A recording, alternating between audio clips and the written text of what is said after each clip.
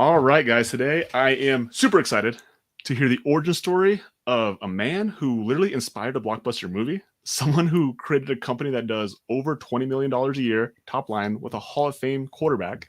Man is made the best-selling author list not once, not twice, but three times. This gentleman has been named Sports Humanitarian of the Year by Variety Magazine. I'm so excited to welcome to the show David Meltzer. David, thank you so much for giving us your time and your attention today. Love it. So excited for you today. Oh, thank you for having a platform and to allow me to share in my mission of empowering over 1 billion people to be happy. There's no better place to be than a show like this to help people do that. It's amazing. Sam, if you don't mind, lead us in, my friend. Yeah, Logan, thank you so much for setting this up. David, it is an absolute honor to be able to share some space and some time with you. The whole point of the origin story is that as successful as you are, being a best-selling author, being one of the world's most renowned speakers, it is very difficult for new entrepreneurs to be able to relate to that and relate to it in a way where they can take meaningful action to change their lives. One of my mentors taught me that what people can truly relate to are the origin stories, the struggles and the trials and tribulations before all of the fame and success. And we want to highlight that because those are stories that may actually inspire people to that meaningful action. So while you're here with us, we would love to hear where your origin story starts to get to where you're at now. I think that's great. And you have to meet people where they're at. And I think that's one of the advantages that I have is that I am very illuminating about my origin story. And I call it the tale of three cities. I know there's the tale of two cities, but for me, it's the tale of three cities. The first city was the one I was born in, Akron, Ohio. And it's the tale of not enough. I was born very poor. I had a single mom who had 6 kids. My mom worked 2 jobs. She packed my dinner in a paper bag almost every night so she could work her second job from going from a second grade teacher to filling turnstiles at convenience stores with greeting cards. She thought that education was going to be the way that all her 6 children would put themselves into a better place, a better situation. She believed the fetus wasn't fully developed till after graduate school. She had a favorite saying, doctor, lawyer, or failure. But I lived in the world of not enough. Everything was happening to me as a young man. I was a victim. Why me? Why does everybody else have the big houses, the cars that I want, the money I want, the dad that I wanted? Why does everybody else have it when I keep doing the things? I'm studying hard. I'm enjoying the consistent, everyday, persistent without quit pursuit of my potential. And I utilized both athletics and education to get a scholarship to college to play football. I did my best, but I always tell people the closest I've ever come to my potential was to be an average Division III football player. But the lessons I've learned in the pursuit of being an average Division III football player carried me to places I never even dreamed I could be. I ended up going to college and then graduate school. And after graduate school, not listening to anybody else, including my mom, that the internet was a fad. Instead of after law school being an oil and gas litigator, taking a job for $150,000 in 1992 a year plus bonus, I took a sales job that had a comp plan of $250,000 in the internet. 9 months out of law school, despite my mom telling me the internet was a fad and I was making the worst decision of my life, I bought my mom a house and a car, which was my dream. Wow. I wanted to buy my mom a house and a car. I wanted to complete what I thought would be happiness. I grew up telling everyone that money buys love and happiness, and I proved it. Not only did I prove it as I left the world of not enough, the world of victimization, but I proved it now in the new city that I moved to, the city of just enough, where I could buy anything I wanted. If I wasn't happy, I'd buy more things. If I wasn't happy still, I'd buy different things. If I wasn't happy still, I'd buy things to impress people. If I wasn't happy still, I'd buy things to impress people I didn't even like. Money was a confirmation. 3 years out of law school was part of an exit of $3.4 billion in 1995. Wow. And that was a rarity.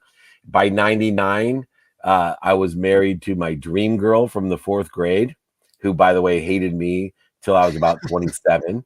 I threw an egg at her when I was at 6th grade camp in Rock and told her what her friends were prettier than her. But more importantly, I had everything I ever dreamed of: the dream girl, the dream houses, the dream cars, the dream golf course, the green ski mountain, the dream investments, the dream notoriety, recognition, acknowledgement of great financial success. I was CEO of Samsung's phone division at the time, and Samsung Wow. became the second most notable phone business in the world. And I met a man named Lee Steinberg, who was most notably known for his sports agency, which they made the movie Jerry Maguire about our firm. And so not only by the time I was in my mid 30s was I a multimillionaire, but I had access in this world of just enough to things that even billionaires couldn't afford. Sidelines at the Super Bowl, backstage at the Oscars, Emmys, Grammys, all types of access to people, our heroes that only you dream of hanging out with, from Jamie Foxx to Cameron Diaz to Warren Moon to Mark Cuban. And at that point in my life, I wasn't happy. Even money couldn't buy me happiness at that time. And so I started what most people do, spiraling, sabotaging myself, not only by surrounding myself by the wrong people and the wrong ideas, but also by utilizing bad behaviors that were aggregating without my conscious knowledge.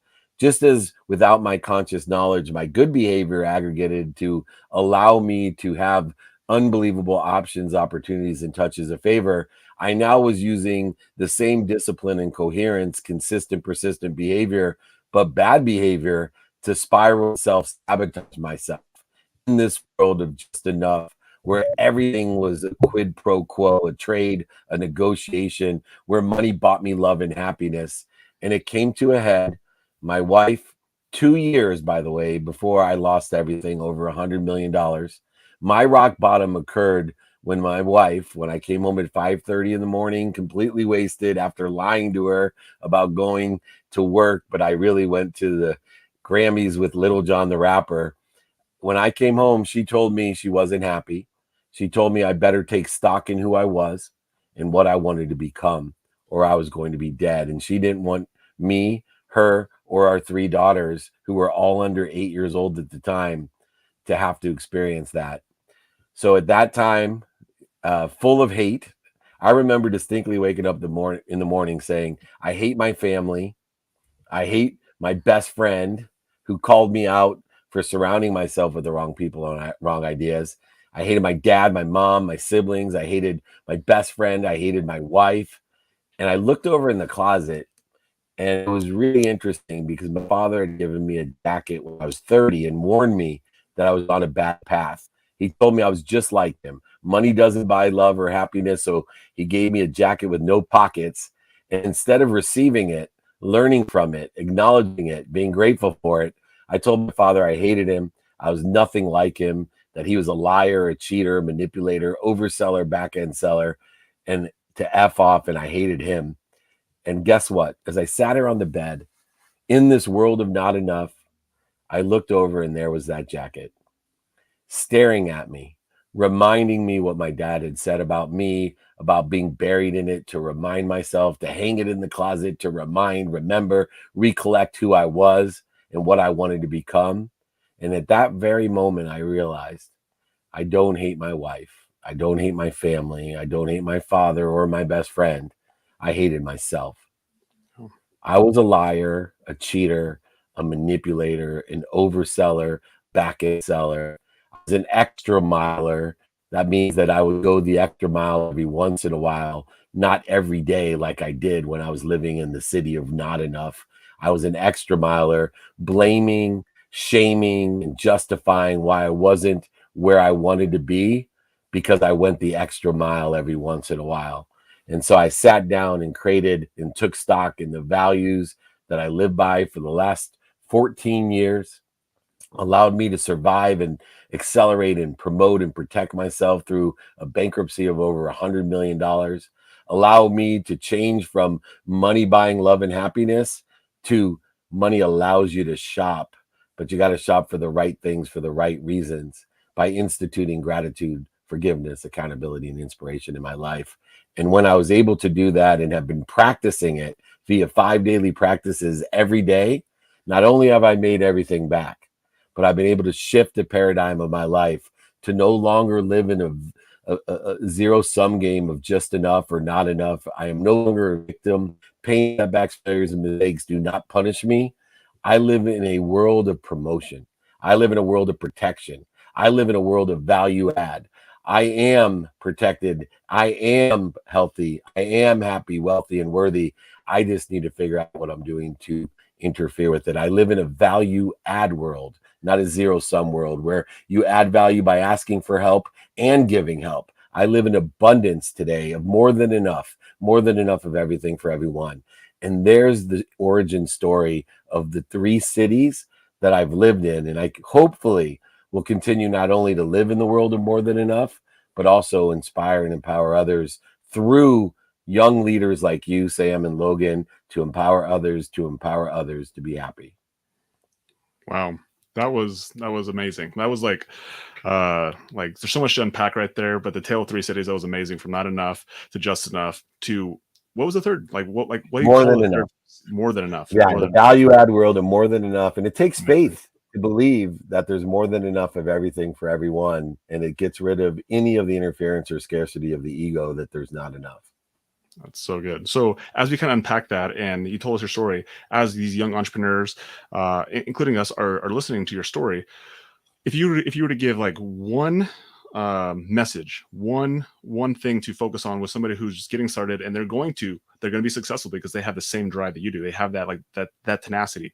But what is that one piece of advice that you want to give to them to ensure that they don't have to lose $100 million? They don't have to go to bankruptcy. They don't have to have marital issues and like have to like face that that conversation with their kids. Like, what sort of advice do you give to that person? Give advice, and it's going to blow everyone away because it's advice that I give myself every day. And it's 3 words. Ask for who. Ask for who. Ask for who can help you with what you want, and ask who you can help with what you want. The greatest and fastest way to get to where you want to be is not only to ask for help and to get directions from someone who's already there, but help someone else get there as well. When you ask for who, your life will change. You will receive aggregation, acceleration, and growth.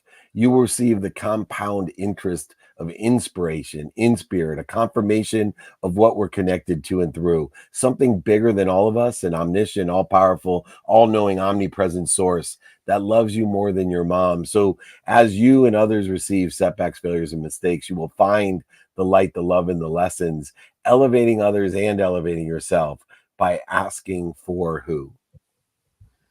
Wow.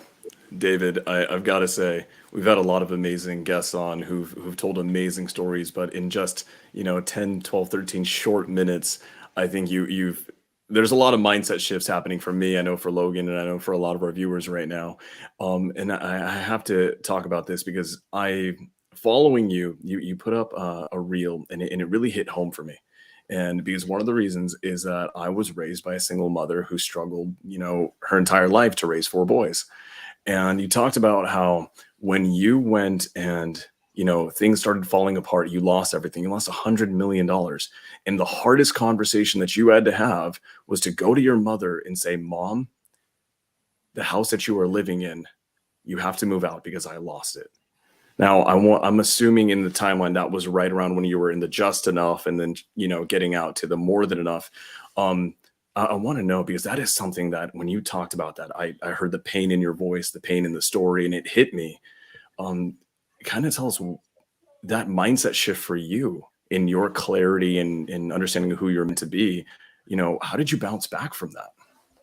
Yeah, well, just to bounce to it was difficult. I was lying in bed telling myself, watching the movie Rocky 1, the very end of the movie, in tears, telling myself, if I can get up, I can look up, I can get up, I can look up, I can get up, because I knew I had to walk over to my mom's house.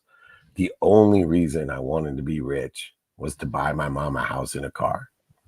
And I forgot to take my mom's house out of my name because I was only 25 years old when I bought that house for my mom.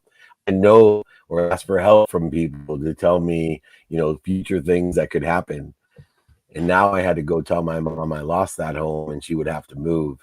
when I got enough energy, inspiration to go tell her, I call it the longest walk of my life. My mom didn't live very far from me. The longest walk from my life, about 2.5 blocks. I went to the door and I couldn't stop crying, and I knocked on the door, and I had imagined my mom collapsing, telling me how I disappointed her, the pain that I'd caused her, how she told me this would happen, all the things that went through my mind. And I knocked on that door and she answered, and I broke down bawling, and she said, "Oh my gosh, what's the matter?" I said, "Mom, I lost everything. I lost your house. You're going to have to move." And she said, "Are you okay?" "Mom, I don't think you heard me. I lost your house. You're going to have to move." She said, "I heard you. Do you need anything? Can I let you borrow some money? Are you okay?"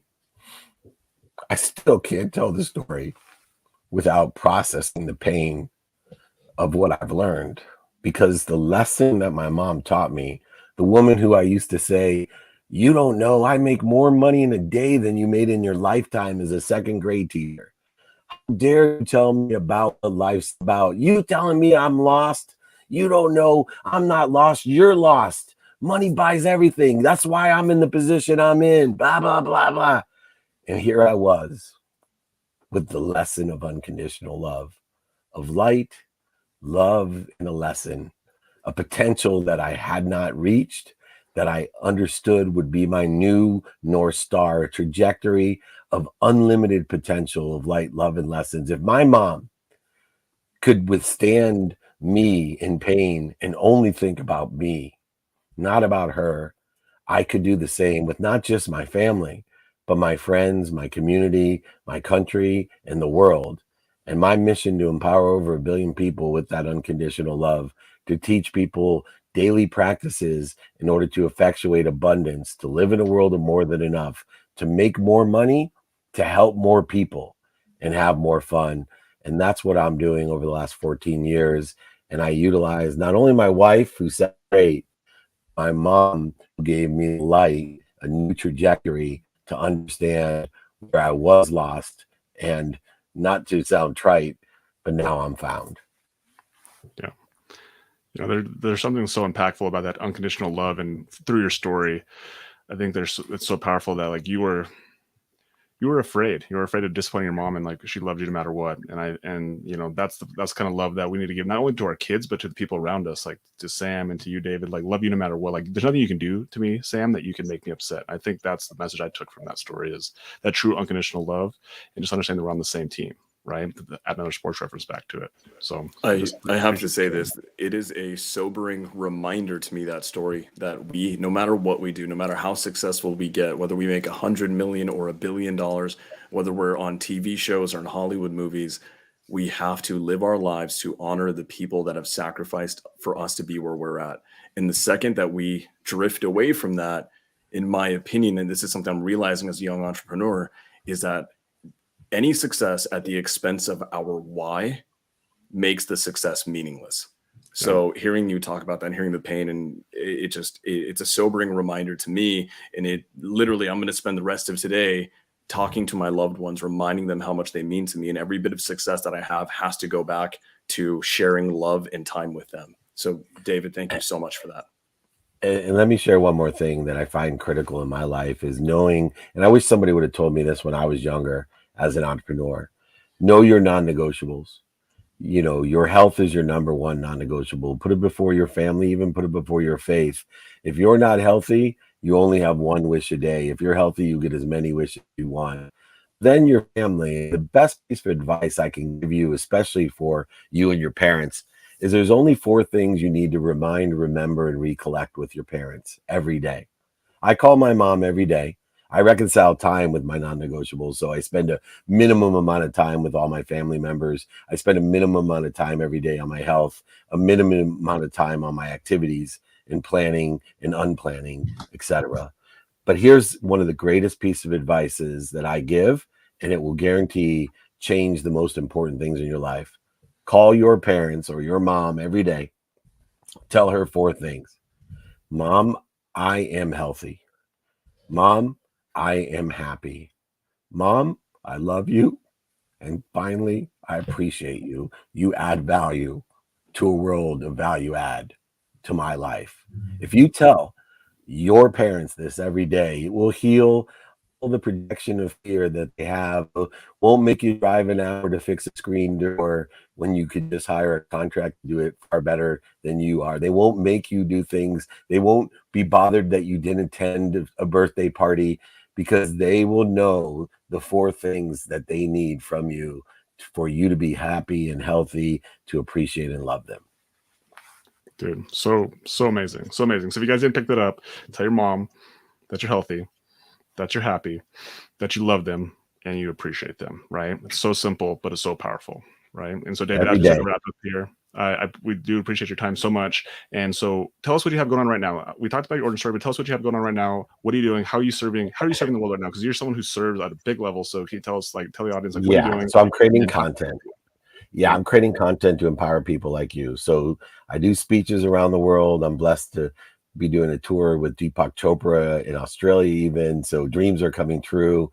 I write books. I have 8 books written right now. I've published 4 of them, those bestsellers. So I also give those away for free. So if you DM me or email me, david@dmeltzer.com, I give the books for free and pay for shipping.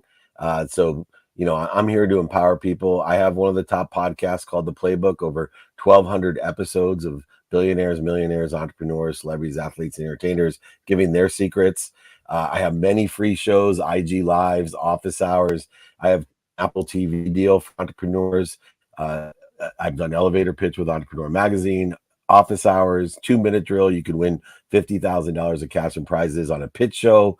But all of my content give people for free these dummy tax that I pay, these mistakes, setbacks, and failures, to allow you to be promoted and protected without as much pain that I had to experience or endure.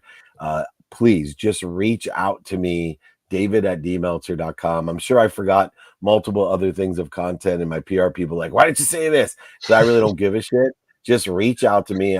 You Google my goddamn name. I don't care what you do, but you need to learn the lessons that I've learned and put it and make it your own. And my mission for the rest of my life is to do so. I appreciate both of you. I know that you're going to be able to have an impact as well. I can tell by your mindset, your heart set, and your handset.